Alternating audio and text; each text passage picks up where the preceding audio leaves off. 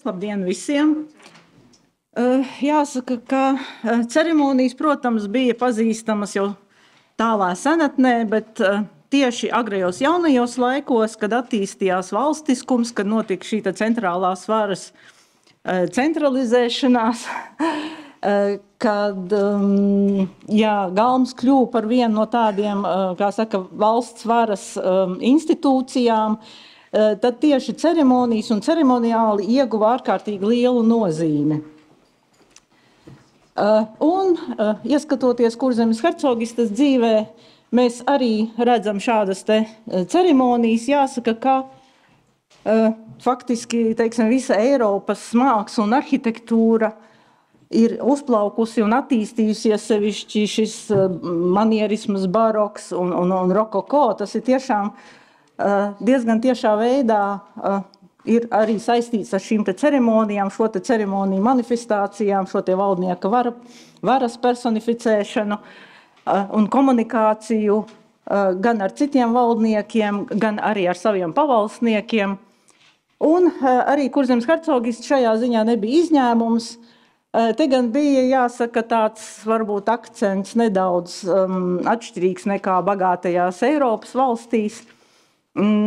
Bija, protams, savs spožums bija, bet, ja mēs paskatāmies, teiksim, rakstītos avotus, tad par tādām vissvarīgākajām Kurzemes hercogistes ceremonijām varētu nosaukt hercogu bēres, kas ir, kā saka, diezgan plaši aprakstītas gandrīz katrā hercoga, teiksim, nāves gadījumā.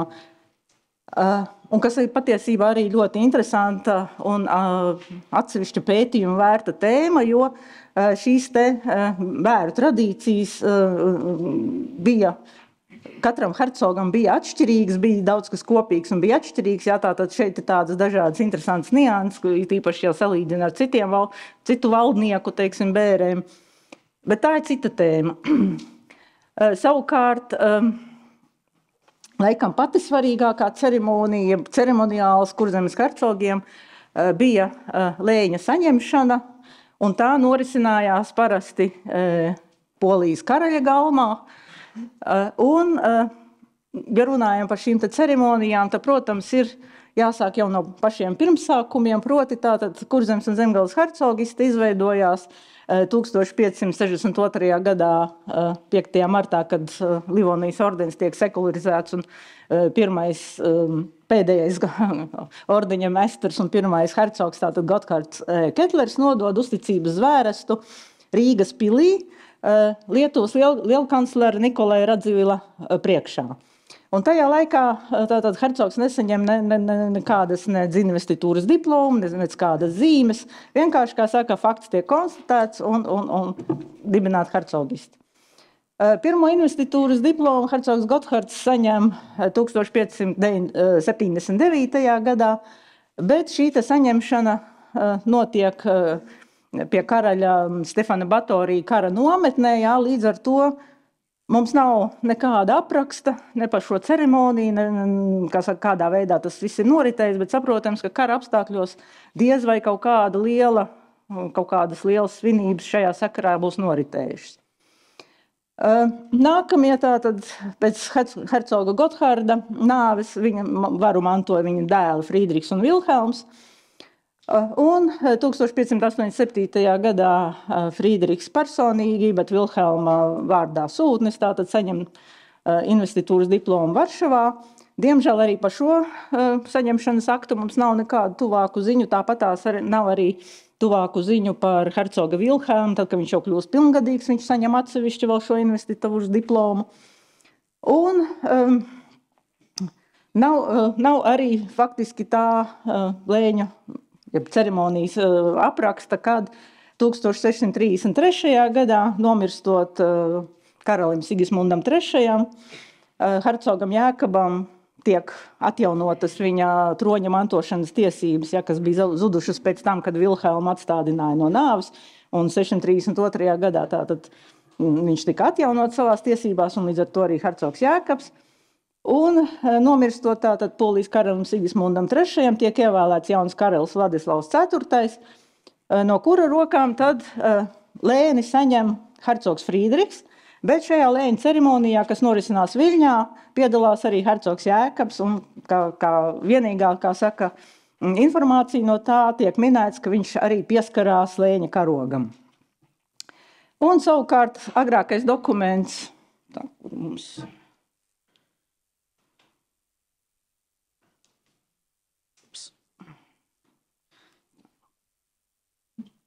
Jā. Tātad hercogs Jēkabs visā savā godībā gravīra no 1648. gada, tātad dažus gadus jau pēc tam, un tātad senākais investitūras akta, tāds, jeb ceremonijas apraksts ir no 1639. gada, kad hercogs Jēkabs saņem investitūru no Vladislava 4. rokām, bet savukārt šī investitūra bija saistīta ar to, ka 1638. gadā hercogs Frīdriks formāli atteicās no varas hercoga Jēkaba labā, lai gan turpināja, kā saka, valdīšanu, bet hercogs Jēkabs tiek pasludināts par līdztiesīgu līdzvaldītāju, un līdz ar to viņš saņem arī šo te investitūru. Un tātad 1639. gada 16. februārī hercogs Jēkabs Viļņas pilī saņem šo te investitūras, respektīvi piedalās investitūras ceremonijā, un te ir aprakstīts, kas no tur viss piedalās, un interesanti ir tas, ka šī ceremonija notiek tātad 4 pēcpusdienā, tātad jau vakarpusē, un tiek apgaismots ar lāpām, ja, gan laukums, kurā tiek uzņemts hercogs pils laukumā, un pēc tam tur vests uz zāli, jo parasti šīs investitūras notika dienā. Bet šeit ir viss ar lāpām apgaismots, tātad skaists, un tātad, un te ir arī interesanti, ka tātad karalis sagaida hercogu ar šīm te karaļa zīmēm, tātad ar kroni galvā, ar valsts ābolu vienā rokā un scepteri otrā rokā. Un ceremonijas laikā, tātad ceremonija parasti norisinās tā, ka hercogs krīt ceļos karaļa priekšā, izsaka lūgumu izlēņot viņam tātad šo te hercogisti, un tad tur tālāk, kā saka, norisinās runas dažādas, un tad karalis attiecīgi šādā vai tādā veidā šo te investitūru veids. Un šeit ir viens no retajiem gadījumiem, kad hercogs tātad pirmkārt personīgi piedalās šajā te investitūras, jeb izlēņošanas ceremonijā. Un interesants arī tas fakts, ka karalis pasniedz hercogam šīs te valdīšanas zīmes, proti valsts ābolu un scepteri paturēt rokās, un pēc tam tad nodod arī lēņa karogu. Jo nākamajās ceremonijās nevienā no nākamajiem aprakstiem, ko ir izdevies redzēt, nekur netiek minēts, ka hercogam vai viņa sūtnim tiek tātad rokās iedotas šīs te karaļa insignijas. Bet mums jau te šodien pacēlās jautājums par hercoga šo te kroni vai cepuri. Atkal, nevienā no investitūras ceremonijām tāds netiek minēts. Galvenais objekts, ko, kā saka, nodot karaļa puse hercoga pusē, ir lēņa karogs. Un līdz ar to tātad šis te lēņa karogs ir tā svarīgākā izlēņošanas zīme, protams, līdzās investitūras diplomu, kur gan varēja izsniegt, teiksim, arī vēlāk, atkarībā no tā, kā, teiksim, karaļa kancelēja šo te diplomu bija, kā saka, sastādījusi.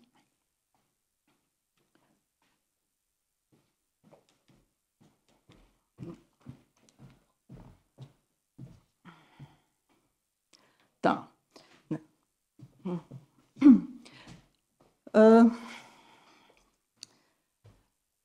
Interesanti ir arī tas, ka pirmkārt ir jāatcerās, ka pēc šiem te lēņa izlēņošanas noteikumiem investitūras diploma saņemšanai un izlēņošanas ceremonijai bija jānotiek katru reizi, kad hercogistē vai Polijā, Lietuvā mainījās valdnieks. Un tā kā Polijā, Lietuvā šie te valdnieki mainījās visnotaļ bieži, tīpaši pēc tam, kad 1573. gadā tika ieviesta karaļu vēlēšanas procedūra, tad Kurzemes hercogi, proti hercogs Jēkabs, izdomāja, ka viņš nebrauks uz Poliju katru reizi, kad tur mainās karalis, jo tas ir ļoti dārgi. Tur pirmkārt ir attiecīgi jābrauc tātad ekipētam, svinīgi ar lielu svītu. Tas viss maksā dārgu naudu, un Jēkabs mums, kā mēs labi zinām, viņš nebija no tiem, kā saka, izšķērdīgākajiem, vismaz tādās ārišķībās. Un hercogs Jēkabs tātad izdomā, ka viņš turpmāk saņems šīs te investitūras ar sūtņu starpniecību. Tā tas notiek arī 1649. gadā, kad nomirst Vladislavs IV un tronī kāpj viņa brālis Jans Kazimirs. Tātad 649. gadā hercogs Jēkabs sūta uz Polijas, uz Varšavu savus sūtņus, kuri tad saņem šo te lēņa karogu un šo te izlēņošanas tātad procedūru piedzīvo. Un viss tā kā būtu kārtībā. Nākamreiz investitūra ir jāsaņem 1670. gadā, kad tronī kāp Mihails Višņeveckis. Hercogs atkal sūta savus sūtņus uz Varšavu, bet tur rodās liels problēmas. Tātad toreizējais karalis un viņa galms nevēlās izlēņot hercogisti sūtņiem, un notiek ilgas un garas vairāku nedēļu sarunas, un tad, kā saka, no karaļa puses tiek izvirzītas dažādas prasības.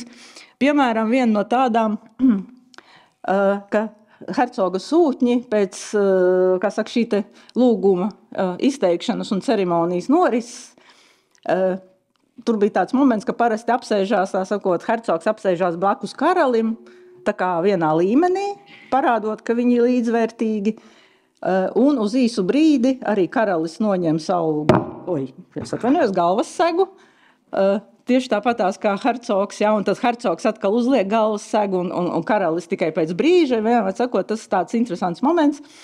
Un savukārt šie karaļa pārstāvi uzskatīja, ka hercoga sūtņi nav tiesīgi sēdēt vienā līmenī ar karali, un nav tiesīgi, kā saka, pieprasīt, ka viņi drīkst sēdēt ar cepuri galvā karaļa priekšā.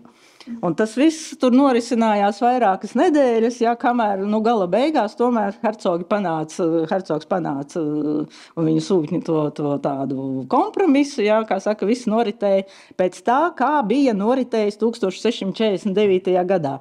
Jo tas ir arī, kā saka, šī atsaukšanās uz precedentu un uz tradīcijām, tai agrējos jaunajos laikos bija ļoti liela nozīme, jo ja kaut kas bija jau iedibinājies, ja, tad tam bija tā kā tāds diezgan liela nozīme. Un savukārt pēc hercoga Jēkaba nāves 1682. gadā smagas sarunas bija arī par šo te investitūras saņemšanu viņa dēlam Friedriham Kazimiram, kurš sūtīja uz Varšavu arī diezgan lielu pārstāvniecību, 68 personas ar 75 zirgiem, kuri uzturējās Varšavā vairākas nedēļas, un tur arī norisinājās diezgan smagas, kā saka, sarunas par šo te visu momentu, lai varētu saņemt investitūru.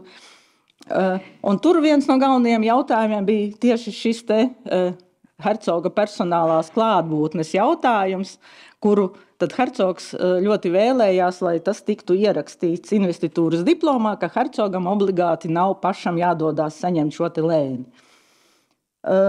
Tas tomēr netika ierakstīts, bet, kā saka, notika tā pēc noklusējuma.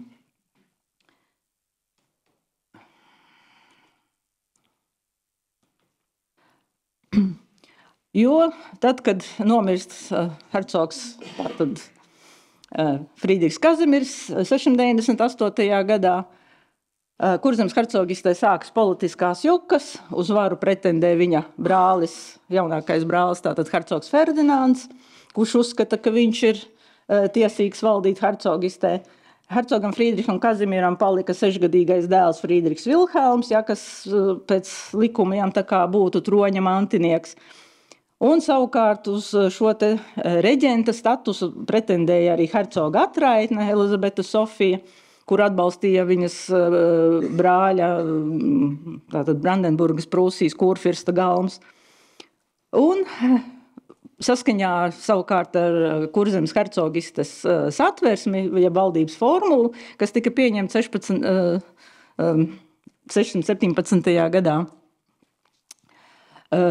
Tiesības valdīt mazgadības vai hercoga mazgadības vai prombūtnes vai slimības vai kādā citā gadījumā bija hercoga valdībai, jeb 4 virspadomniekiem. Vārdu sakot, tur notika milzu cīņas par šo te, un līdz ar to, protams, nekāda, un vēl nāca Ziemeļu karš, un nekāda investitūra šajā laikā nenotika. Bet hercogs Ferdinands, kā mēs labi zinām, pēc lielā Ziemeļu kara laikā aizbrauc uz Dancigu, tur viņš arī dzīvo, un no turienes viņš arī mēģina valdīt arī pēc lielā Ziemeļu kara. Tas nekas, kā Anna Joānauna jau ir Jelgavā, tieši tāpat tās virspadomnieki tur vēl mēģina kaut ko, kā saka, darīt. Un 1731. gadā tomēr hercogam Ferdinandam, tātad jau diezgan lielā vecumā, izdodās saņemt šo te investitūru, un viņa investitūras tajā ceremonijas aprakstā tiek minēts, ka, lai gan pēc veciem, kā saka, priekšrakstiem hercogam Ferdinandam vajadzētu pašam saņemt šo te lēni, bet tomēr, ņemot vērā viņa lielos nopelnus karaļa vārdā un lielo vecumu, mēs tātad atļaujam viņam saņemt šo te investitūru ar sūtņu palīdzību, starpniecību. Un atkal tur ir, kā saka, ceremonijas viss tas apraksts, un interesanti, kā tātad šajā laikā jau šīs karaļa insignijas dažos aprakstos viņas figurē, dažos aprakstos viņas nefigurē, un karalis jau viņas vairs, kā saka, netur rokās, bet viņas tiek noliktas tur kaut kur, viņas tur galam amatpersonas, un karalis jau ir tērpies tādās svinīgās drānās, bet ne ar karaļa tām visām insignijām. Un ir bijis arī lēņa karoks, tātad, kur vienā pusē ir Polijas ģērbonis un otrā pusē hercoga ģērbonis. Un pēc hercoga Ferdinanda nāves 737. gadā šeit vēl, kā saka, var redzēt, kā ir ziņojumi par viņa investitūru. Tas 18. gadsimtā šīs te investitūras Kurzemes hercogu lēņa ceremonijas kļūst diezgan populāras un tiek publicēti gan aprakstī, gan arī rokrakstos izplatās informācija. Šeit, piemēram, ir poļu valodā izdots apraksts, ir arhīvā arī rokraksts, kas apraksta šo te visu vācu valodā. Un tātad 739. gadā hercogs Ernsts Johans Bīrons nomaina, tātad Ketlerus nomaina Bīroni, bet tā kā Ernstam Johanam bija īpaši Polijas karaļa atļauja šajā periodā nevaldīt hercogisti no Jelgavas, bet gan no Pēterburgas, tad ir saprotams, ka arī uz Varšavu Ernsts Johans nedodās, bet šī ceremonija notiek tieši tāpatās ar sūtņu starpniecību, kuri saņem gan to lēņa karogu un visu pārējo. Un tagad attiecībā uz šo, protams, kad lēņa karogs ir jauns un kā tajā aprakstā tiek pieminēts, tik skaisti izšūts kā vēl nekad. Un ir arī atzīme par to, ka lēņa karogs kopā ar investitūras diplomas īpašā kastē tiek atgādāts uz Kurzemes hercogisti un nodots Kurzemes hercoga arhīvā. Tā kā principā katrai dinastijai bija savi šie te karogi, un tie ģērboņi jau arī mainījās, teiksim, no poļu puses, mainoties karalim arī mainījās ģērboņi, tiem karogiem bija jābūt diezgan daudz. Jāsaka, interesanti, kur viņi ir palikuši, jo mums tā kā neviens nekur nav zināms no tiem karogiem.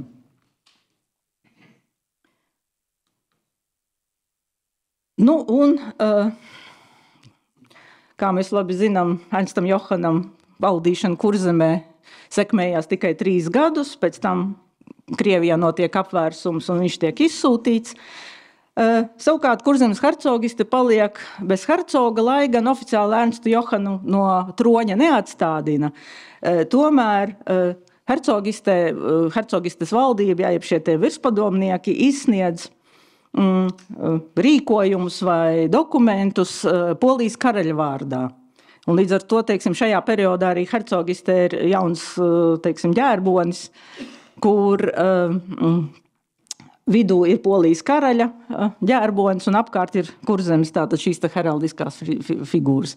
Un uz īsu brīdi 1758. gadā par Kurzemes hercogu tiek ievēlēts Polijas karaļa dēls, jā, tātad Saksijas princis Kārlis. Un no Kārļa mums ir savukārt palikuši vairāki šie te ceremonija apraksti. Pirmkārt, tad, kad Kārlis, jo šī te ievēlēšana notiek ar Krievijas akceptu. Un tad, kad Kārlis dodās uz Pēterburgu 1758. gadā, viņš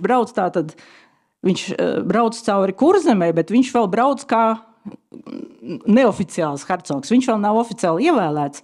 Un tad ir apraksts, kā, teiksim, viņu sagaida Jelgavā, ka viņš dzīvo Jelgavas pastanamā. Protams, notiek balles, notiek dažādi pieņemšanas un tā tālāk, bet viņš arī nosvina lieldienas Jelgavā, bet tas, kā saka, tas, ka viņš tiek nometināts šajā te pastamājā, jau vien liecina par to, ka tas rangs nav tas lielākais. Toties, tā, ka viņš atgriežas atpakaļ no Pēterburgas un aizbrauc uz Varšavu, kur saņem šo te lēni. Par to arī ir vairāki apraksti. Un tad viņš atgriežas atpakaļ Jelgavā, kur viņi svinīgi sagaida 1759. gada martā. Tātad te ir no viņa investitūras apraksts, jā, 59. gada janvārī.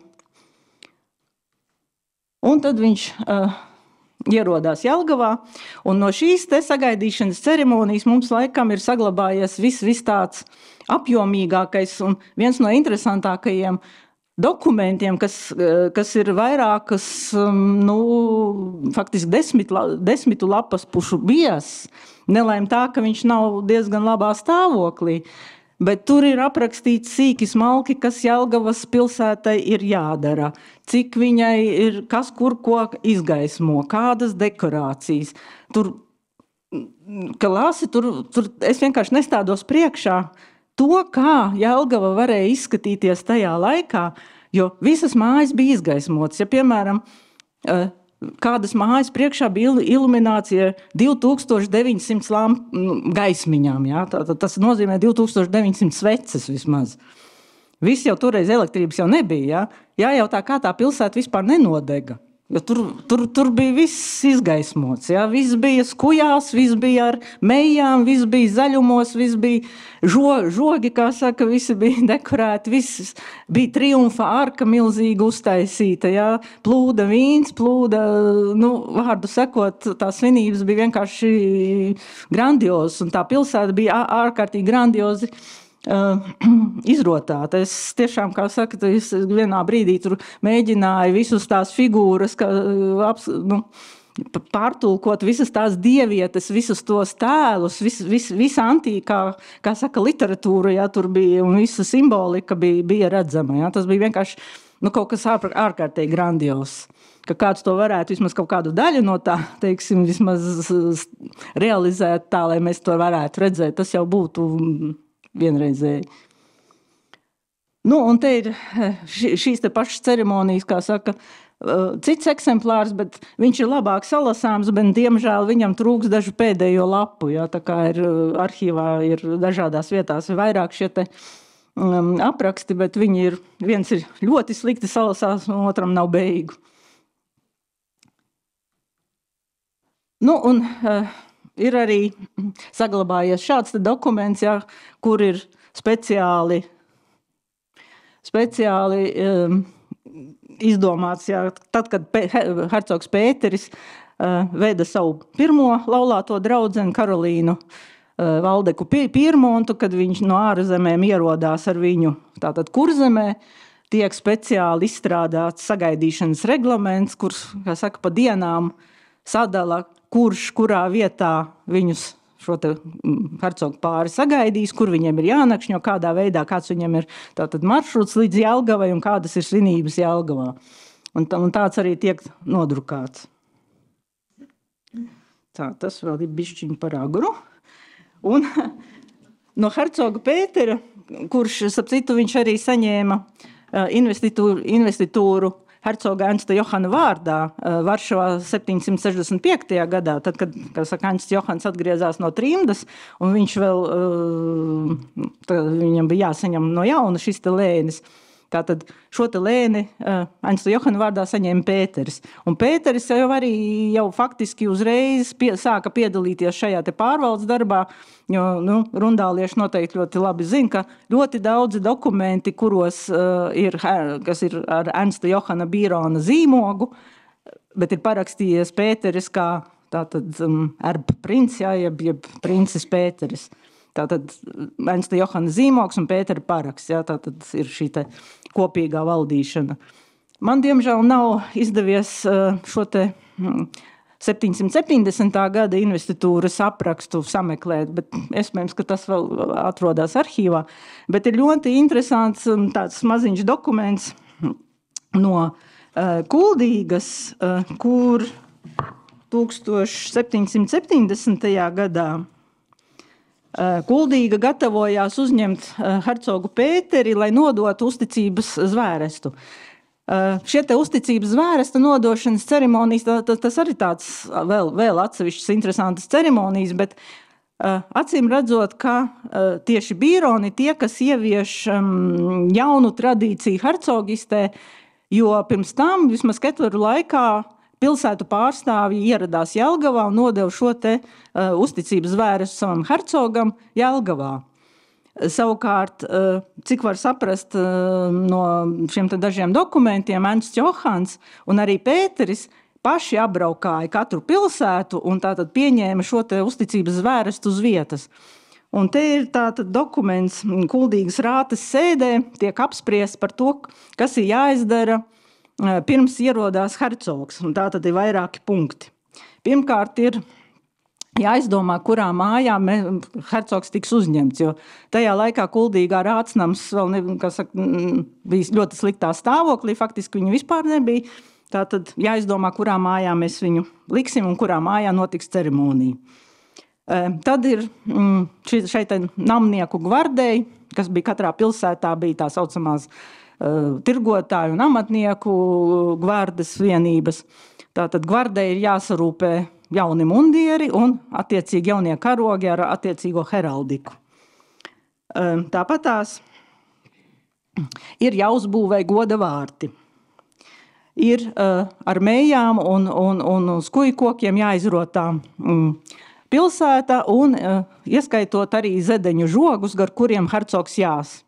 Tāpat ir jāsalabo ielas un ceļi gan pilsētā, gan iebraucamie ceļi pilsētā. Tāpatās ir hercogam jāsagādā mēbeles un gultas, kur gulēt. Un savukārt skolniekiem ir jāiemācās attiecīgie gan sveicieni, gan dziesmas, gan dzejas, kas ir jāskaita būs sagaidot hercogu pie godavārtiem. Un attiecīgi jāparūpējās par mūziku un visādām tādām lietām. Tā tad mēs redzam, ka ļoti daudz šo te lietu, kuras mēs vēl joprojām lietojam, gan godavārti, gan, teiksim, rotāšanās ar mējām, gan arī ielu salabošana pirms augsto viesu ierašanās. Tas viss, kā saka, ir nonācis līdz mūsdienām, un tā ir mūsu dzīves neatņemama sastāvdaļa, bet tas viss nāk no agrējiem jaunajiem laikiem. Tā, lai nepārsniegtu reglamentu, tagad gan paldies par uzmanību.